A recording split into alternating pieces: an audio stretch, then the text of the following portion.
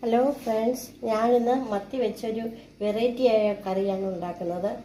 ഇത് സാധാരണ നമ്മൾ വറക്കാനെടുക്കുന്ന പോലെ തന്നെ മുളകും മഞ്ഞളും കുരുമുളക് പൊടിയും ഇഞ്ചി വെളുത്തുള്ളി പേസ്റ്റും കൂടെ ചേർത്ത് ഞാൻ മാരിനേറ്റ് ചെയ്ത് വെച്ചതാണ്.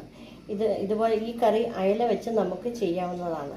ഇതിന് വേണ്ടുന്ന സാധനങ്ങൾ: മല്ലിപ്പൊടി ഒരു 1.5 ഡെസേർട്ട് സ്പൂൺ, ഈ സ്പൂണിലാണ് ഞാൻ എടുത്തത്. പിന്നെ കുരുമുളക് പൊടി, മഞ്ഞൾപ്പൊടി, ഇഞ്ചി വെളുത്തുള്ളി പേസ്റ്റ്, ഉലുവാപ്പൊടി, കടുക് വറക്കാൻ വേണ്ടി വറ്റൽമുളക്, പിന്നെ ചുവന്നുള്ളി എൻ്റെ കൈക്കകത്ത് 2 പിടി ഞാൻ എടുത്തിട്ടുണ്ട്, അരിഞ്ഞതിന് ശേഷമുള്ളതാണ് ഇത്. ചുവന്നുള്ളി അരിഞ്ഞ് വെച്ചിട്ടുണ്ട്. പിന്നെ വേണ്ടത് ടൊമാറ്റോ ആണ്. ഒരു നാരങ്ങ വലിപ്പത്തിലുള്ള 3 ടൊമാറ്റോ ആണ് ഞാൻ എടുത്തത്. ഇത് മതി. പിന്നെ വാളംപുളി ചേർക്കുന്നുണ്ട്, അതുകൊണ്ട് ഈ പുളിയുടെ ഇത്രയേ ആവശ്യമുള്ളൂ. പിന്നെ വാളംപുളി എന്ന് പറയുന്നതാണ്, ഇത് പിഴിപുളി എന്ന് പറയും. ഇതാണ് പുളി. മറ്റേ മീനിൻ്റെ അത്ര കുടംപുളിയല്ല, വാളംപുളി. ഇതിങ്ങനെ പിഴിഞ്ഞെടുക്കുന്ന പുളിയാണ്. പിന്നെ വേണ്ടുന്നത് മല്ലിയില, കറിവേപ്പില, കടുക്, വെളിച്ചെണ്ണ, കായപ്പൊടി, ആവശ്യമായ വെള്ളം. ഇത്രയും സാധനങ്ങളാണ് ഇതിന് ആവശ്യമായത്. ഇത് എങ്ങനെയാണ് ഉണ്ടാക്കുന്നത് നോക്കാം. ആദ്യം നമുക്ക് മത്തി ഒന്ന് വറക്കണം. ഇത് ഞാൻ പാൻ അടുപ്പത്ത് വെച്ചു. ഇനി ആവശ്യമായ എണ്ണ ഒഴിക്കുകയാണ്.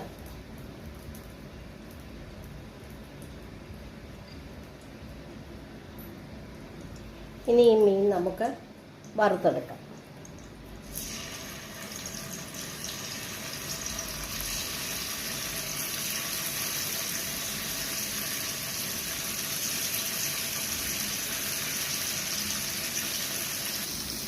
ഇനി നമുക്കിതൊന്ന് തിരിച്ചിടാം.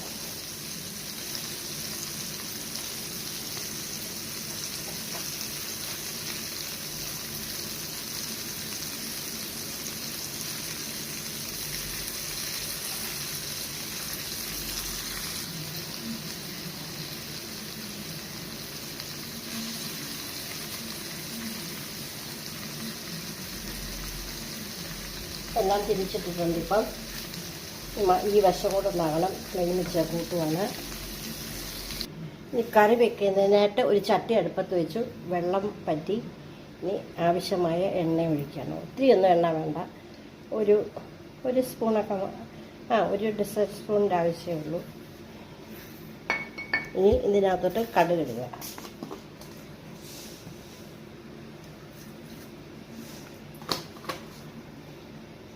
കടുകിട്ട് പൊട്ടിക്കഴിഞ്ഞിട്ട് നമുക്ക് ഈ ചുവന്നുള്ളി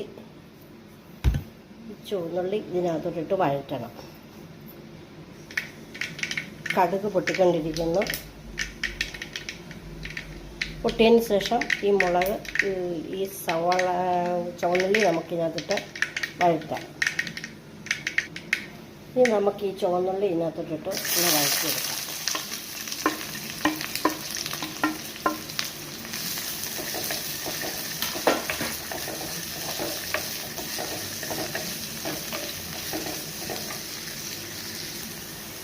ഇത്രയും വാടിയാൽ മതി, ഇങ്ങനെ മതി കേട്ടോ.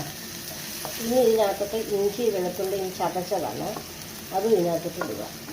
ഇതിൻ്റെ പച്ചമണം ഒന്ന് മാറണം, അത്ര നേരം ഒന്ന് ഇളക്കിക്കൊണ്ടിരിക്കണം. ഇനി ഞാൻ മുറിച്ച് വെച്ച വറ്റൽമുളക് ഇതിനകത്തോട്ട് ഇടുക.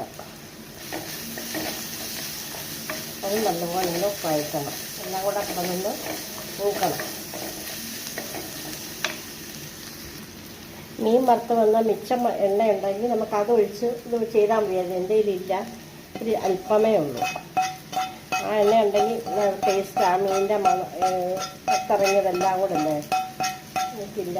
ഉണ്ടെങ്കിൽ അതുകൊണ്ട് നമുക്ക് ചേർക്കാം.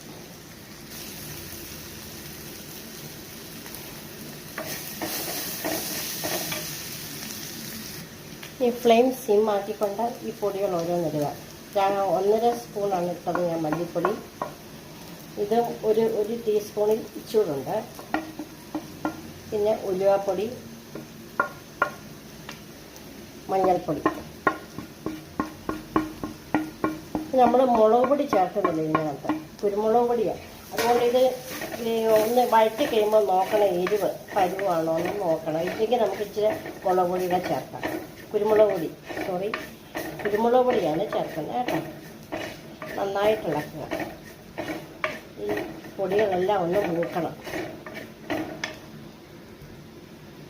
ഒരല്പം കൂടെ ചേർക്കുക. കുരുമുളക് പൊടി ശകലം കുറവ് പോലെ തോന്നി, ഇത്രയും കൂടെ ചേർക്കുക.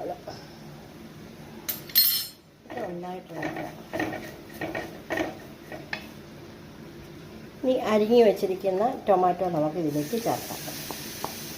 അതും നന്നായി ഇതെല്ലാം കൂടി കൂട്ടി ഇളക്കി യോജിപ്പിച്ച് വഴറ്റുക.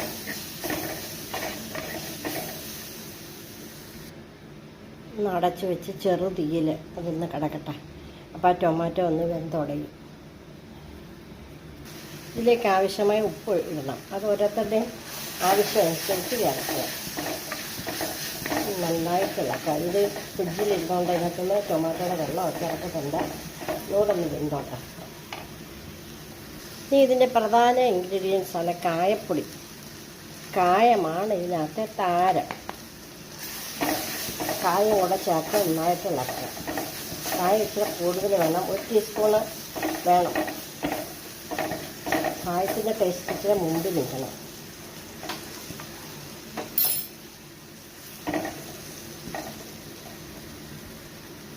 ഇനി ഇതിലേക്ക് നമ്മൾ മാറ്റി വെച്ചിരുന്ന പുളിവെള്ളം ചേർക്കണം.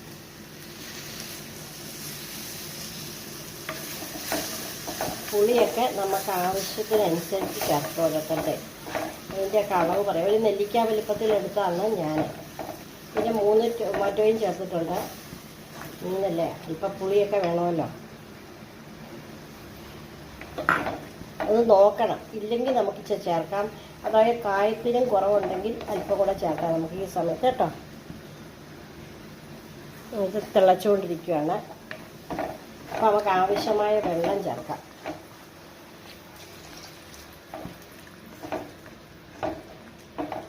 ഗ്രേവി വേണമല്ലോ. ഇത് അപ്പത്തിനും ചപ്പാത്തിക്ക് അടിപൊളിയാണ്. പിന്നെ ഗോതമ്പ് ദോശ, ഞാൻ ഇതിനെല്ലാം നല്ല കറിയാണ്. ചോറിൻ്റെ കൂടെ നല്ലതാണ്. തിളച്ച് കഴിയുമ്പോൾ നമ്മൾ വറുത്ത് വെച്ചിരിക്കുന്ന മീനൂടെ ചേർക്കണം.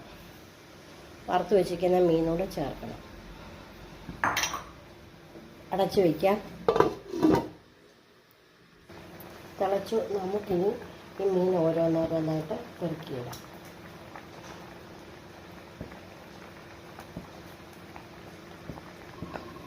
ഇതിൻ്റെ ഇടയ്ക്ക് നമുക്ക് ഉപ്പും പുളിയും കുരുമുളകും ഒക്കെ ടേസ്റ്റ് ഉണ്ടോ എന്ന് നോക്കാം. പിന്നെ ഇല്ലെങ്കിൽ നമുക്ക് ചേർക്കാം. കായത്തിൻ്റെ ചുവ ഇച്ചിരി മുമ്പിൽ നിൽക്കണം. ഇത് കുറവുണ്ടെങ്കിൽ അല്പം കൂടി ചേർത്ത് നമുക്ക് ഒന്നുകൂടെ തിളപ്പിക്കാൻ പറ്റും കേട്ടോ.